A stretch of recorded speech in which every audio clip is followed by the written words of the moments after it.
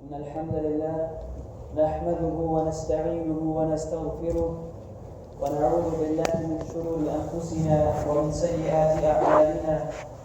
من يهده الله فلا مضل له ومن يضلل فلا هادي له. وأشهد أن لا إله إلا الله وحده لا شريك له وأشهد أن محمدا عبده ورسوله. يا أيها الذين آمنوا اتقوا الله حق تقاته ولا تموتن إلا وأنتم مسلمون. يا أيها الناس اتقوا ربكم الذي خلقكم من نفس واحدة وخلق منها زوجها وبث منهما رجالا كثيرا ونساء واتقوا الله الذي تساءلون به والأرحام إن الله كان عليكم رقيبا. يا أيها الذين آمنوا اتقوا الله وقولوا قولا سديدا يصلح لكم أعمالكم ويغفر لكم ذنوبكم ومن يطع الله ورسوله فقد فاز فوزا عظيما.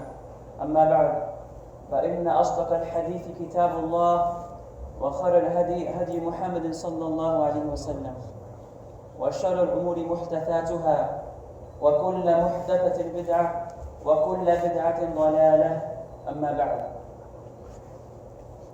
Ibn Umar, he narrates an authentic hadith in Sahih Muslim. He says, one day a man comes to the Prophet ﷺ and asks him a question. He asks him, Ya Rasulullah, who are the most beloved people to Allah?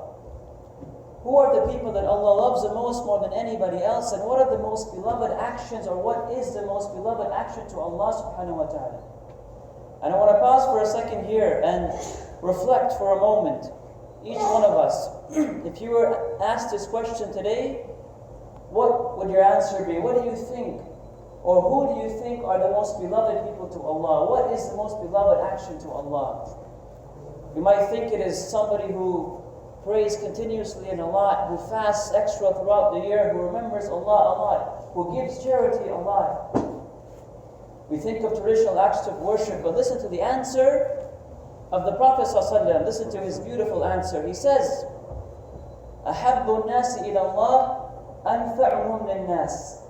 So the first answer he gives is that the most beloved people to Allah are those who are the most beneficial, the most helpful to people. The ones who help people the most, assist people the most, those are the people Allah loves the most out of everybody. And how do they do this? How do they become so beloved? How do they help and assist people? What are the actions they do? وَأَحَبُّ الْأَعْمَالِ إِلَى اللَّهِ سُرُورٌ تُدْخِلُهُ عَلَى مُسْلِمٍ أَوْ تَكْشِفُ عَنْهُ كُرْبَهُ. And how he does this is two ways. Number one, the most beloved actions to Allah is happiness. That you put inside another person. That you do something for somebody and you bring them happiness. You do them a favor, you give them a gift, whatever it may be, you make somebody happy. That is the most beloved action to Allah. Or you see somebody who has a problem. You see somebody who is in need. You see somebody going through a difficulty. What do? You assist them in removing that difficulty. This is the most beloved action to Allah. These are the most beloved people to Allah subhanahu wa ta'ala. I want to give you a beautiful example of this in the Quran. Allah gives us, summarize, He gives us the story of Musa alayhi salam, Moses.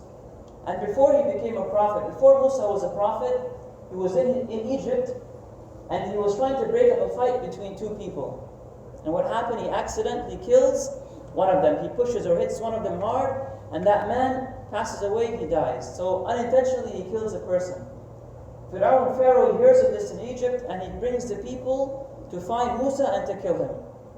So Musa now has to flee from his home and leave everything he knows because the people are after him to kill him. So he travels. And he's traveling, he's walking, he's traveling in the wilderness. He doesn't have a car, he doesn't have a flashlight, he doesn't have any light, he doesn't have any food. Some narrations say he was eating the trees from the leaves and the grass. He has no hotels, nothing. He's traveling in the wilderness for days and days and days to save his life. He gets to a city called Madian. And when he gets to that city, he arrives there. He's in a very difficult state. He's traveled for days and days. He has nothing, hasn't eaten, hasn't slept. What does he see there? He sees a well. And he sees a bunch of men who are going in that well and getting water for their animals. At that well, he sees two women. And he sees the women are unable to get water for their animals because of the crowd of men around the well.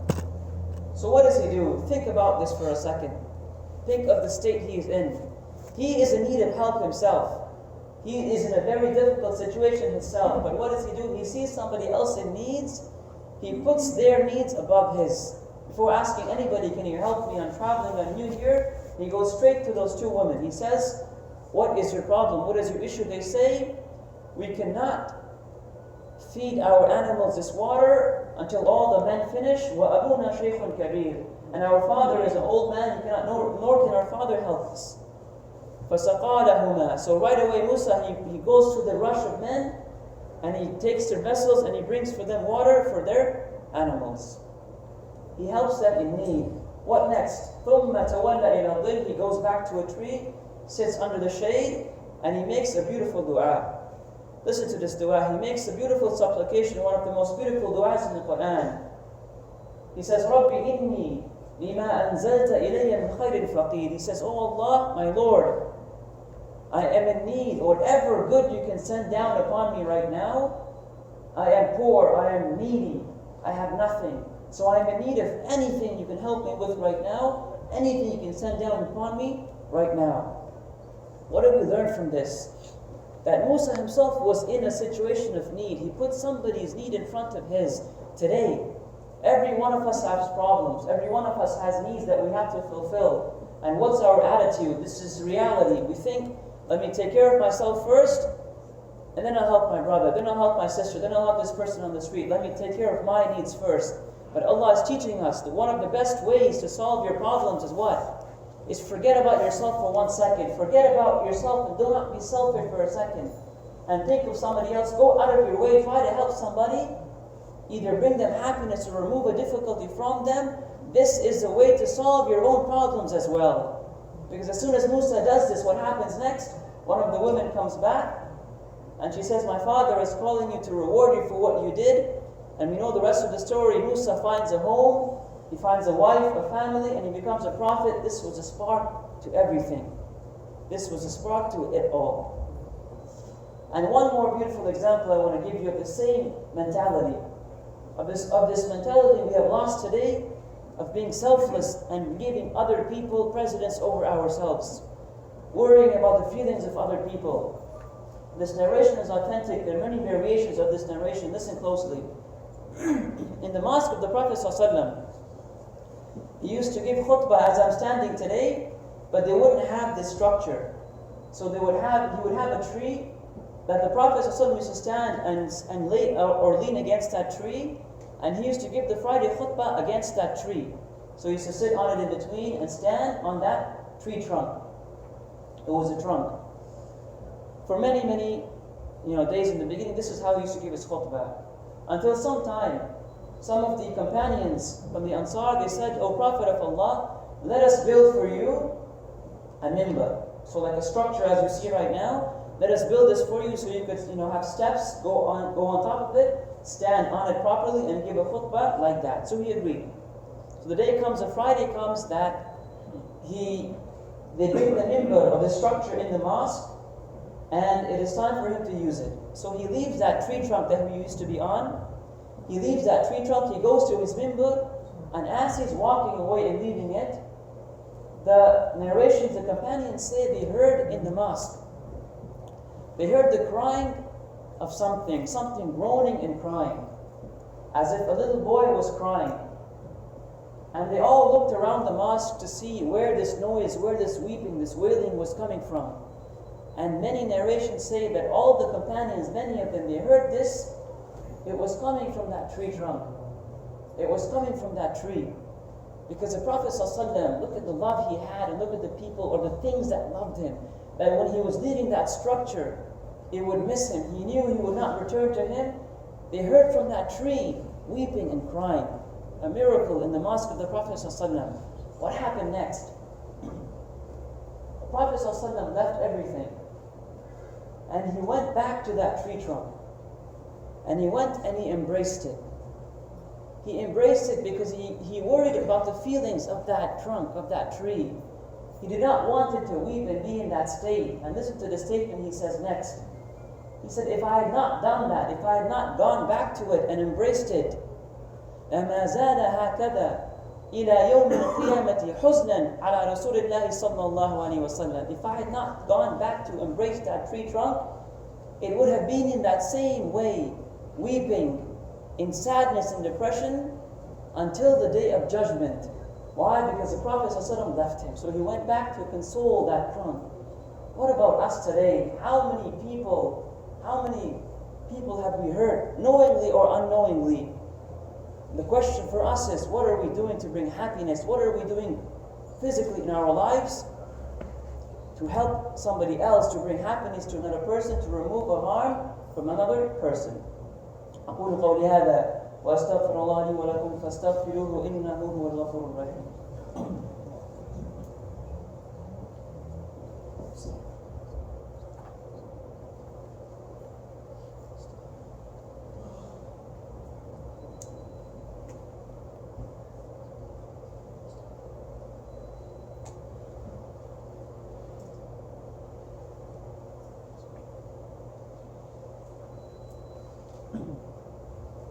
بسم الله الحمد لله رب العالمين والصلاة والسلام على نبينا محمد وعلى آله وصحبه أجمعين أما بعد.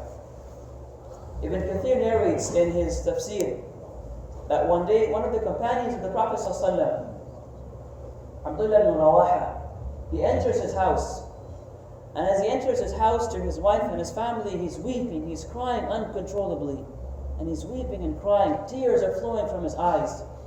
And his wife, she sees him in this state and she starts to weep as well. Seeing her husband in this state, she hasn't seen him like this before. And after he finishes, or after he calms down, she asks him, ماذا يبكيك? What has made you weep? What has made you cry in this way? And he says, I remembered a verse in the Quran. And Allah says in the Quran, وَإِن مِّنكُمْ إِلَّا وَارِدُهَا كَانَ عَلَى رَبِّكَ حَتْمًا مَقْضِيًّا. Allah makes a promise in the Quran.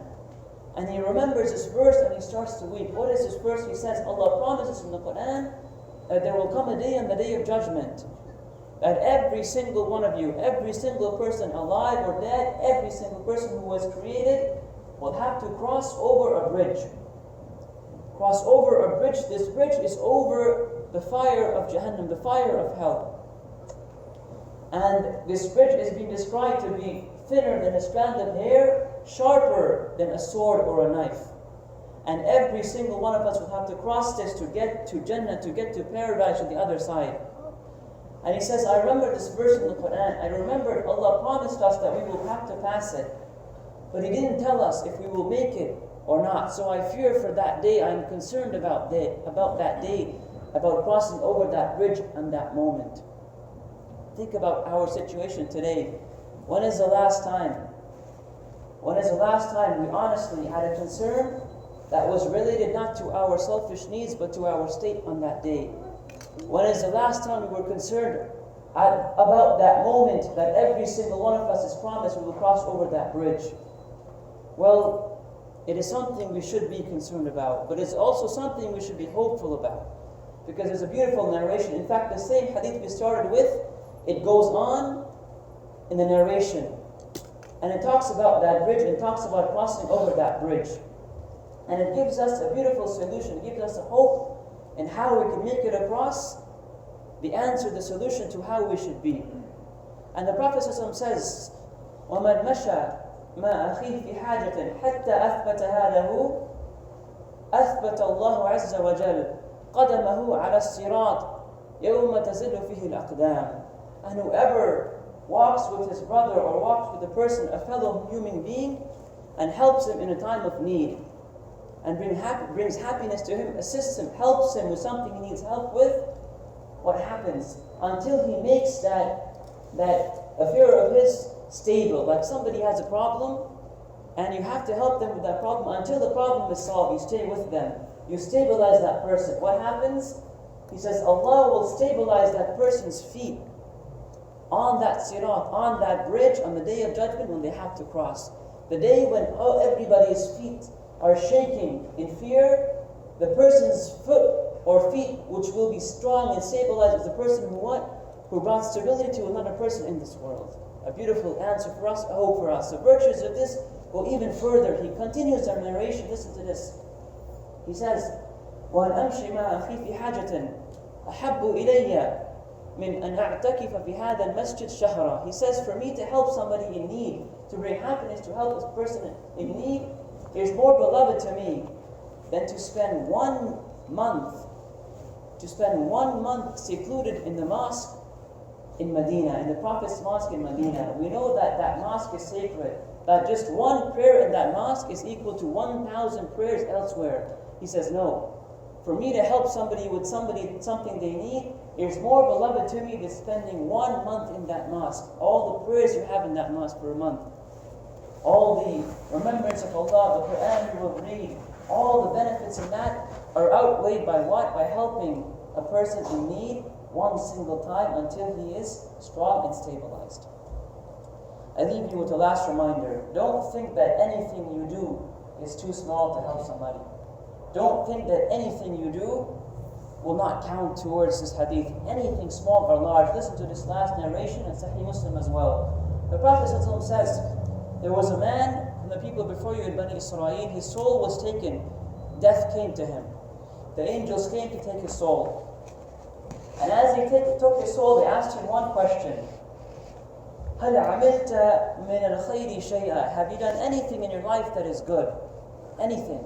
Tell us what you've done. What have you prepared for this moment of death? He says, I can't think of anything. La. I've done nothing that's good. They say, Tadhakkar, think, there must be something you have done. This is your accountability. This is the most important time of your life. What have you done? He says, I can't think. You say, think. He says, there's one thing I can think of. What was it? He said, I used to give loans to people. People who come and ask me, can I borrow some money? I used to give them loans.